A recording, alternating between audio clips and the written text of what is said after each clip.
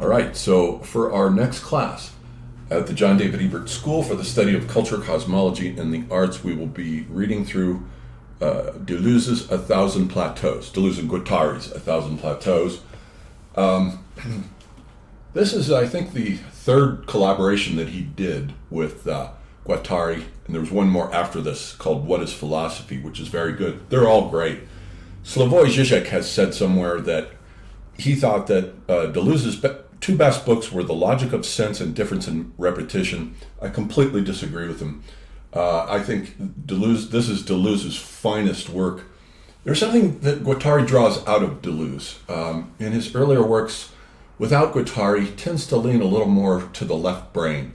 And I think Guattari, as a psychologist, sort of functions in the role of the right brain, and sort of they form a balance together, both of them.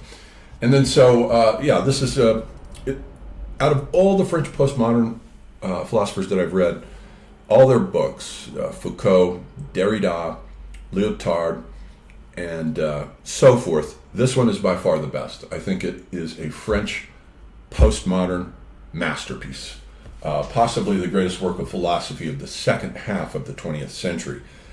It's a monster, and it's very long, something like 600 pages with a ton of footnotes. But we'll be going through it chapter by chapter. So it will start Saturday, April 5th at 2 p.m. MST, and we'll continue until May 24th. Now, if the Easter weekend gets in the way, we can always modify the course, so don't let that stop you. I'm flexible with the scheduling of the classes. Enrollment to attend it live is $250, or if you just want a subscription to the lectures and the discussions, $150, and you would just contact me at johndavidebert@gmail.com for either one of those options. Don't enroll on this website. Okay, so the course curriculum, we're going to go chapter by chapter. Now, they've deliberately deconstructed the format of a book, so it doesn't really matter what order we read these chapters in. We'll start at the beginning, like they say in the introduction, rhizome. Just for kicks, we'll pretend that it matters.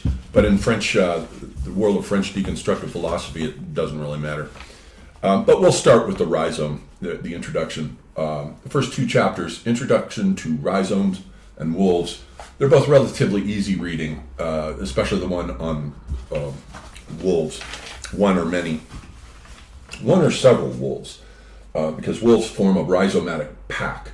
They're like rats. They're one of the manifestations of what they call the rhizome, and they borrow that because a rhizome is lateral, it's horizontal. The roots in a forest tangle up and form a mesh with each other, and just almost like an Islamic arabesque. It doesn't matter which point of entry. You can enter anywhere. So there is no beginning, middle, or end to a rhizome. So we'll look at that, and then we're going to go through, in order to get through all the chapters in 8 weeks, we'll have to double or triple some of them. Now the third chapter on the geology of morals, 10,000 BC, or the geology of morals, who does the earth think it is the most difficult chapter in the book by far. It took me forever to crack it, so but I did, and then so it'll be just that chapter for the second class.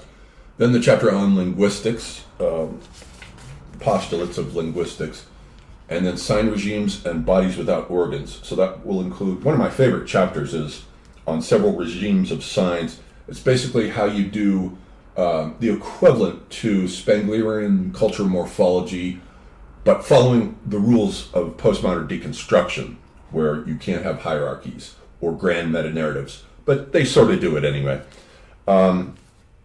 And then also chapter 6, how do you make yourself a body without organs? And then we'll follow that with chapters 7 on faciality, and 8, 3 novellas, or what happened, and then micropolitics and segmentarity, those 3 chapters. And then we've got becoming animal, becoming intense, becoming animal, becoming imperceptible, and then of the refrain. And then finally we'll conclude with their nomadology. And apparatus of capture is sort of a sequel to nomadology, and also the smooth and the striated. And then there's a concluding chapter that isn't very long. All right, so it's very, very dense, and I've taken a ton of notes. I still have my original copy here. Got all kinds of marginalia going all the way through this trade paperback. I wish this had been a hardcover copy because it would last longer. So we'll go through that. And here's the, don't enroll here. Enroll directly through my Gmail. $250 to attend class live, or $150 for a subscription. Now, for the first time, I figured out that they allow enough space where I can list all of my classes. So this is a complete list with every course that we have completed so far. And there they all are. If you have any interest in them, again, contact me at johndavidebert@gmail.com. We're currently working on Dostoevsky. We're about we're on the second half of Crime and Punishment at this point. What a great novel. Man, I haven't read Crime and Punishment since college. What a delight it is to go back through it. We'll also be reading The Possessed and The Brothers Karamazov. We're finishing up the last class of Heidegger this Saturday, and that's the 2 p.m. time slot, and then we'll follow that. Then the following Saturday, April 5th, with Deleuze and Guattari. And so these are all available right now for $100 each.